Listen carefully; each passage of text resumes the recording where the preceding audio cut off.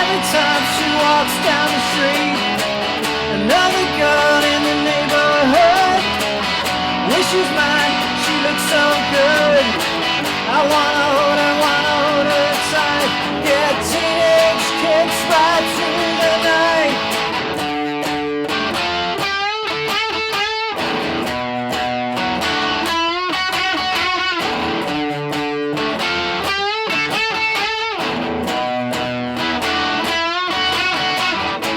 I wanna hold her tight. Yeah, teenage kicks right through the night.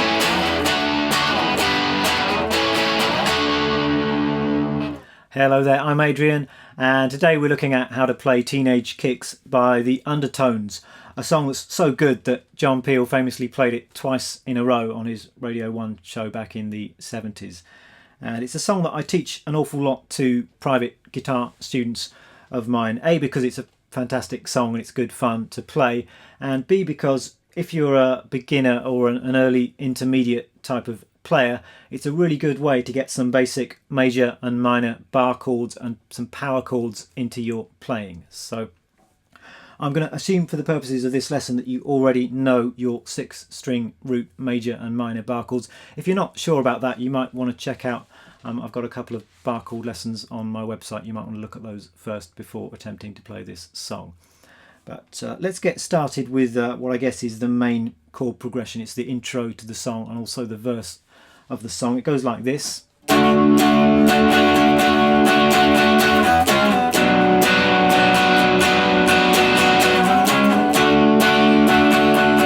And the whole thing, as I say, is played using 6-string root bar chords.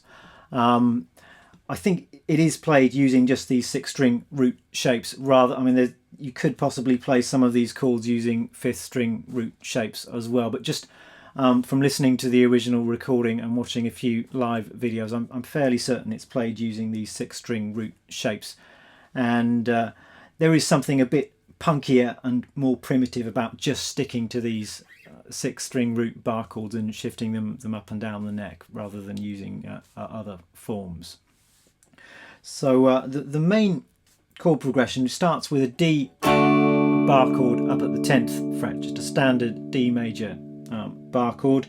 I'm going to recommend that throughout this song you hold down the full bar chord forms, even though it's mainly the lowest 3 or 4 strings that you're going to want to bring out when you're playing it. So it's kind of the power chord element that you want to be hearing, but if you do hold down the whole bar chord, occasionally you might just have those higher notes creep in as well, which just adds to the vibe of the song a little bit.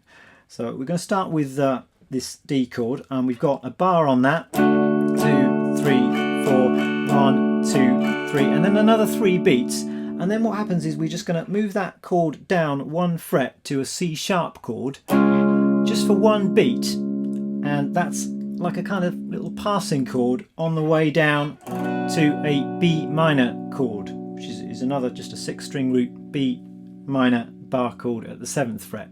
And then we've got another bar and 3 beats on that. Then we're going back up to our C sharp chord and just for 1 beat again, and then we're back home to the D to start the progression again. So if I just play that through slowly, we've got 1, 2, 3, 4, 1, 2, 3. Our passing C sharp, B minor, 2, 3, 4, 1, 2, 3, 4, C sharp, 1, 2, 3, 4, 1, 2, 3, and so on.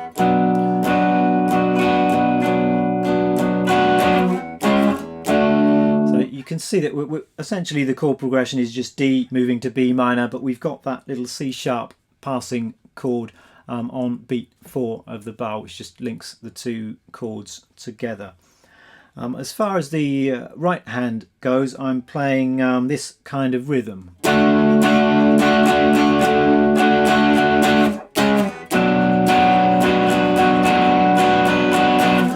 Which is, I guess, 1, 2, 3, and 4, and 1, and 2, and 3, 4, 1, 2, 3, and 4, and 1, and 2, and 3, 4. Just keeping my right hand moving up and down in the rhythm of the song. I think I'm hitting the strings with a kind of down, down, down, up, down, up, up, down, up, down, down, down, down, down, up, down, up, up, down, up, down, down.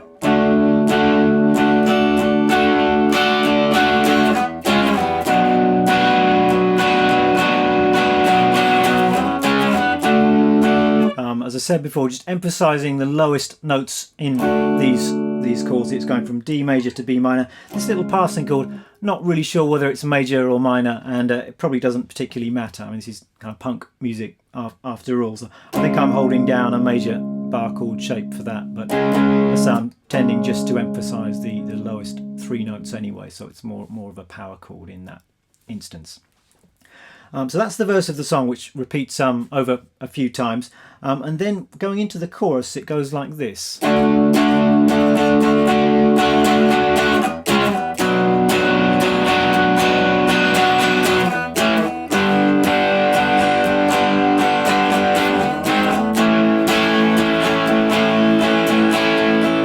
you just saw that it starts off with the verse progression. To B minor, but then instead of going back up to the C passing chord, I'm descending a bit further down the neck to an A bar chord just for one beat. Again, it's on beat 4 of the bar. Then I'm going down to the 3rd fret for a G bar chord. 2, 3, 4, 1, 2, 3. Another little passing chord, just 1 fret higher, a G sharp, and then I'm up to an A bar chord at the 5th fret. Another couple of bars. So let me just play that for you one more time slowly, just going from the verse chords into the chorus. Right hand strumming is exactly the same as before. It's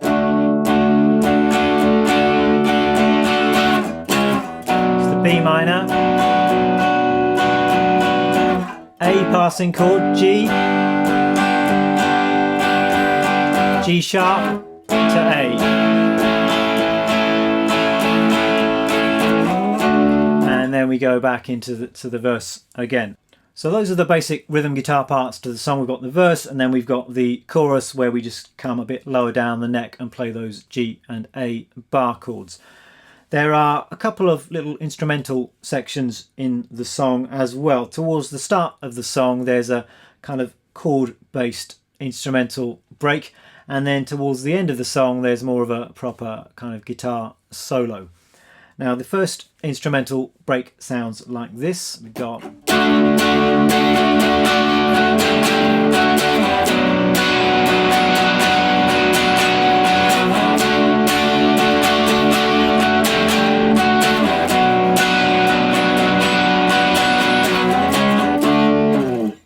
and as you can hear, it's very similar to the verse chord progression, but what is going on is that on the D bar chord, we're just adding in an extra note there to make it more of a D sus4 kind of a sound. Just towards the end of that second bar we've got on the D chord, and I'm just achieving that by moving my little finger from the 4th string straight down to the 3rd string, just moving that finger across to play the 12th fret on the 3rd string, and as I do that I'm then actually just muting the 4th string as well. So when I'm playing this D sus4, I'm actually just hearing the 6th string, the 5th string and the 3rd string. That 4th string is muted, and you can achieve that just by either leaning into it with your 3rd finger, the underside of your 3rd finger, or perhaps you can just be a little bit lazy with your 1st finger bar, just to keep that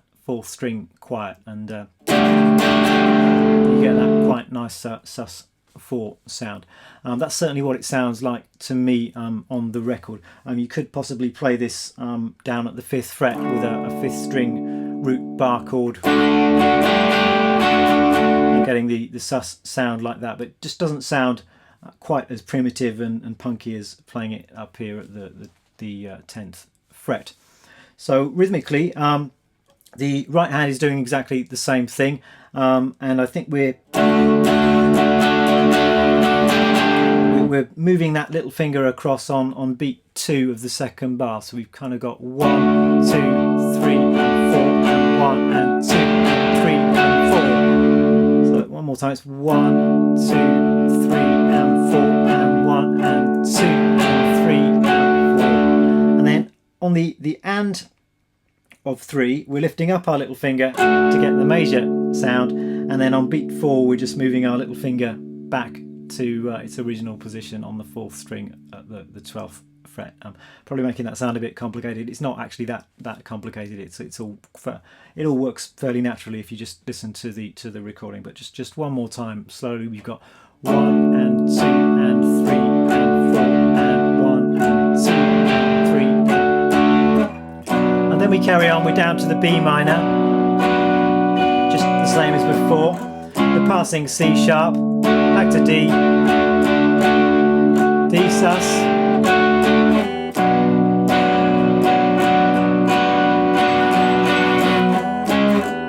and that's the first instrumental break. I think on the original recording there's a couple of guitar players and guitar parts. So I think one of the guitar players is probably just playing the standard verse progression, and then the other guitar player is playing this little sus part.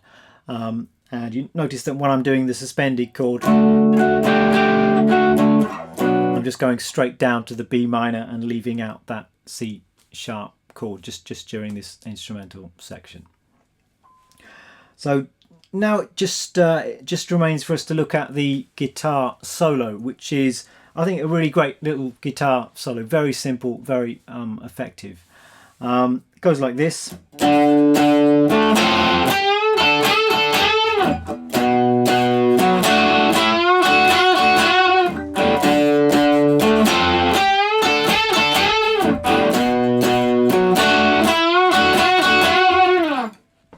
Fairly straightforward to play, actually. We're playing the 10th fret on the low E string, playing that twice, then we're playing the 12th fret on the 5th string, the A string, then we're going to play a little double stop. I'm playing the 10th fret on the 2nd and 3rd strings, playing that, just barring that with my first finger. I can hear sometimes the 10th fret on the 4th string as well, so you might want to play all 3 of those strings at that point. As I say, it's punky and it's a little bit messy, and that's a good thing. So just kind of bash 2 or 3 strings at that point in the song. And we've got a little bending lick. I'm bending the 12th fret on the 3rd string. It's bending a G up to an A. And then I'm playing the same note, an A note, but on the 2nd string at the 10th fret with my 3rd finger. So you've got that kind of unison bending sound where you're bending up to the same note that you're playing with the 1st finger. And I'm just doing that. I think it's a bend, then pick the 2nd string, bend, pick, and then bend again. And I think it's a good thing also if you just let those notes ring together a little bit as well. It just makes it sound a bit messier. So the whole of that little section goes like this. And I think the harder and more aggressively you play this the better, and also the messier the better. So you can really kind of bash this out. And then all we're going to do is play exactly the same thing 3 frets lower off of the B note here at the 7th fret. Play exactly the same thing. And then just repeat back to the 10th fret.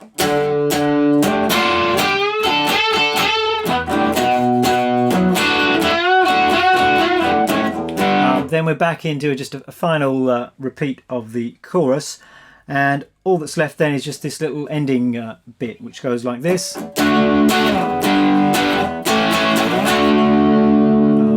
Very straightforward. We've just got our D bar chord for 2 beats, down to the 3rd fret G bar chord, and then we're just finishing off with an A to D chord change.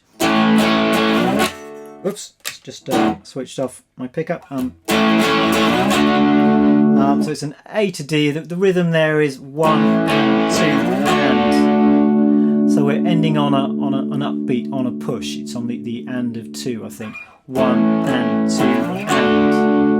So the whole of that ending is 1, 2, 3, 4, 1 and 2 and there we have it. As usual, I'll leave you to piece the song together, work out how many verses, how many choruses there are, where the little instrumental bits come. That's easy enough to do if you just listen to the original recording. So hope you have a lot of fun playing this song, and I'll see you again for another lesson very soon. Bye bye.